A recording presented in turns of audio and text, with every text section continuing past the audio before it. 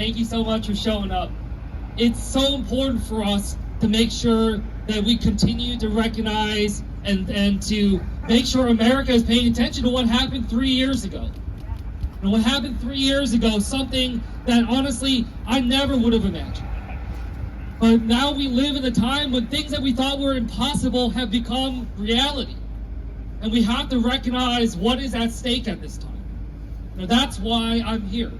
I'm here because I showed up to work on January 6th 3 years ago. I showed up to do my constitutional duty.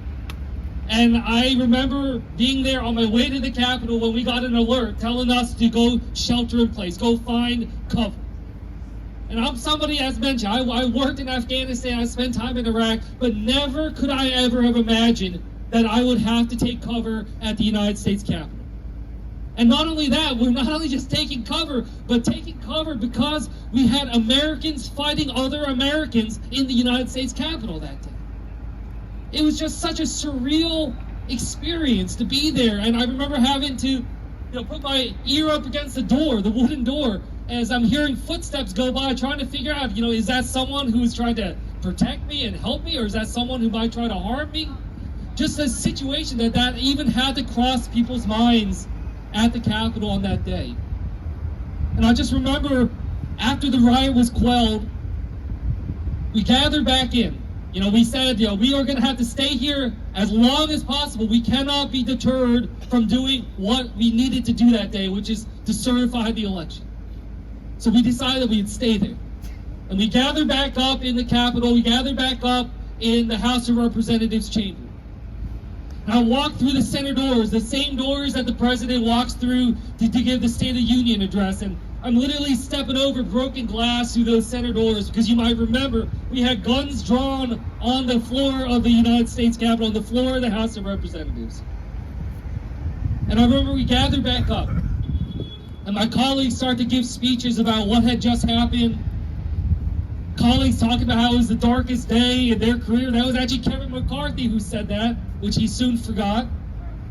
And we gathered to think through it. And at that moment, there was a brief moment where I was thinking, hey, if ever something could come out from such a horrible day, maybe that this would be something that finally breaks the fever of this country.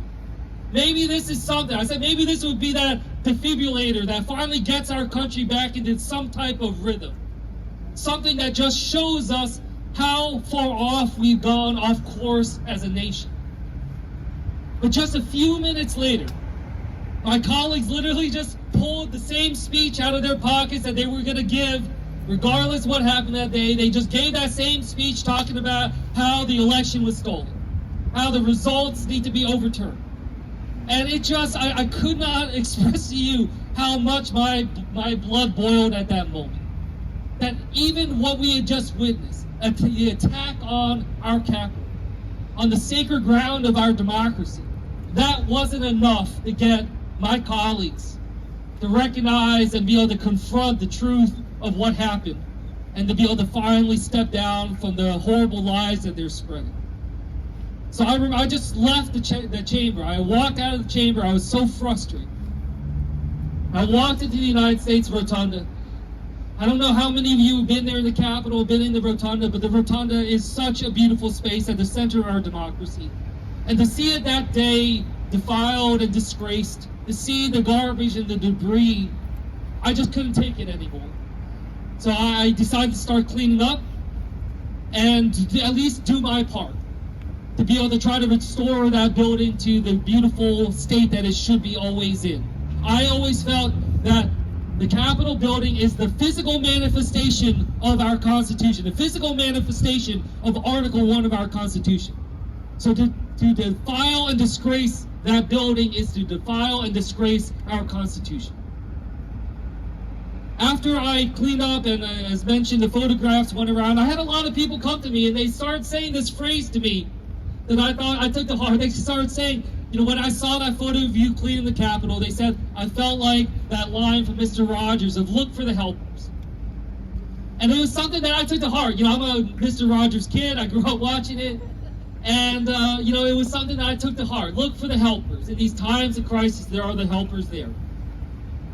And when I went home a couple days later, I went and saw my kids for the first time since January 6th, and my oldest son came up to me and he said, "Are you okay?" And I said, "Yes." And he said, "Did something bad happen at work?" And I had the really tough moment of trying to think about, how do I explain to a 5-year-old child? How do I explain to a 5-year-old child what had just happened? And I decided to try to lean on that phrase, look for the helpers. I talked to my kids about how they were the helpers, the Capitol Police that helped keep me and others safe. Officers Eugene Goodman was someone who famously helped stop and divert a mob away from getting to the United States Senate. New Jersey-born Officer Signet, who gave his life to be able to protect us. I told my kids about the helpers that came from all over the country, the National Guard and others that came to be able to protect our capital. And I reassured my children that I would be safe there and that our Capitol building would be safe. And I thought that that would be enough. But when I returned to the Capitol and continued to see the challenges that we face, continue to see how the lies and the big lie and all that just continue to manifest in our country, it became clear to me that that's not enough. Yes, absolutely, for our kids, look for the helpers. But for us adults, that's not enough. We have to think through this moment where, yes, we look to the helpers, but why are we in a situation where we have so many people in this country that don't want to do help, they want to do harm? People who are willing to literally attack and assault other Americans, continuing to try to push forward their lives. That I serve with people in Congress that are clearly not thinking about what's best for the country. They're thinking about what's best for them, what's best for their party, what's best to be able to hold on to power. That's what this is about. So when I think about this, I think about what role are we to play? What is it that brought you out here today? I am so proud of you. I'm so glad that I can stand alongside you today. Because today we are doing the right thing. We are showing that what happened 3 years ago, that wasn't just a fluke, that isn't just something that we can just move on from. We have to make sure that we recognize that the same challenges and threats that faced us 3 years ago, they remain. And we cannot let down our guard. We have to remain vigilant. And when we see that there still are people who are seeking to do harm to our democracy, we have to recognize it's not just good enough for us adults to look for the helpers. We have to be the helpers.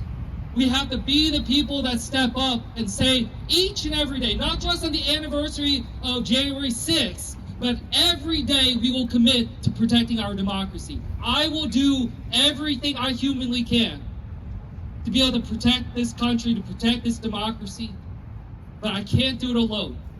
I need each of you to just continue to think about it.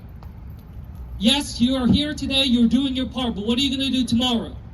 What are you going to do next week? What are you going to do next month? What are you going to do next year? All of us have to remain vigilant to make sure we stand up against this threat. Our democracy is fragile, and it's something that can crumble before we know it. And this is the challenge of our generation. The challenge that we face at this point to make sure that we will always be there together, saying that we will do what we can to protect this country and protect this democracy today and every day. Thank you, everyone.